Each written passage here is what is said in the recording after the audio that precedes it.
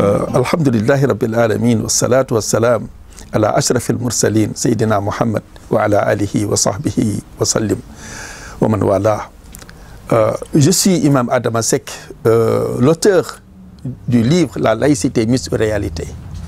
Je suis né à Bargny et ensuite j'ai poursuivi mes études au Koweït et ensuite au Canada et ensuite retourné au Sénégal où j'ai fondé un parti politique et aussi aujourd'hui je suis le coordonnateur de la commission de santé de la Ligue islamique mondiale. Ce qui m'a beaucoup motivé, c'est qu'aujourd'hui je vois que le livre est venu en son temps. Au moment où le monde est absolument divisé, où nous trouvons par exemple ce qu'on appelle la droitisation des Nations Unies, où le monde se divise en une frange qui est blanche, qui est composée de 80% de la richesse du monde est dans ses mains, et nous trouvons une autre frange, c'est-à-dire les 80% de la population mondiale qui ne détiennent que de 20% de la richesse mondiale. Là, il y a une division. Et aussi, ce qui vient empirer la chose, c'est que l'Occident maintenant, ou bien des racistes occidentaux, ont voulu maintenant décimer un tiers de la population mondiale, qui sont les Africains, ce qui a sécrété une culture de Covid-19 qui est en train de ravager la population mondiale. Il y a une autre cause. On voit aussi le monde islamique qui est absolument divisé en des sectes et des factions qui sont, comme on le dit, qui sont tombés d'accord à ne pas se tomber d'accord. Ils sont divisés. Dans l'autre côté, nous trouvons en Afrique, l'Afrique est aussi balkanisée, en des tribus, des ethnies, comme en Guinée et au Nigeria. Et au Sénégal aussi, il y a ce qu'on appelle la partisanerie. Les gens sont divisés, même des fois, à des wassos et des choses. Et les émeutes du 3 mars très dernier nous ont absolument édifiés sur ce thème, où nous trouvons que les gens sont absolument divisés en deux camps qui, personne parmi eux n'est tenté de dire la vérité. Et là, pour la solution, je dis que ce n'est pas un discours, mais c'est un retour à notre constitution fondamentale qui est basée sur la laïcité, qui est le maître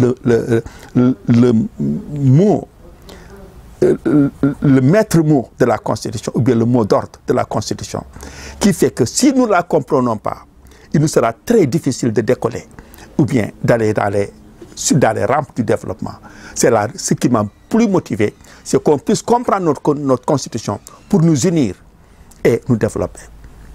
Et ici,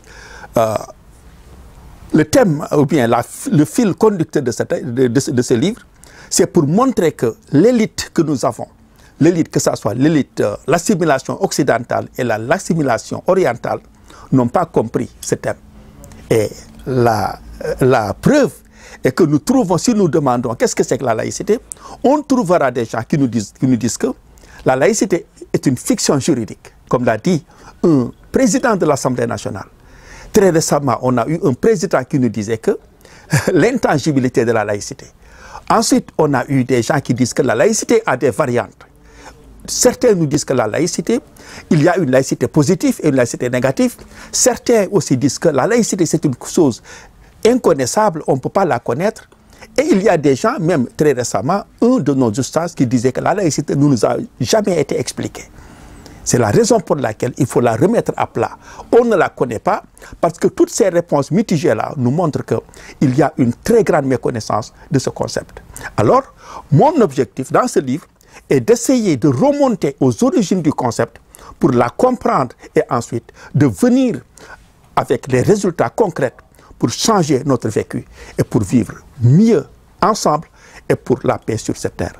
Et du coup, ou bien dans cette lignée, alors je voudrais montrer aux Sénégalais et au monde entier que même si l'Occident nous a colonisés une fois, mais il nous a laissé aussi avec une arme puissante et noble et riche et libérateur que la laïcité.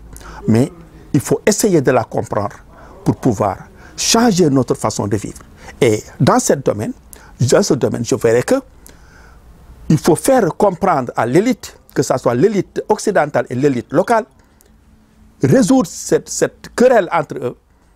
Et deuxièmement, il faut refonder ce qu'on appelle la justice du Sénégal, qui actuellement n'est pas indépendante, et aussi d'armer le citoyen sénégalais, de pouvoir avoir son pouvoir, d'élire les gens qui les conviennent pour leur destinée.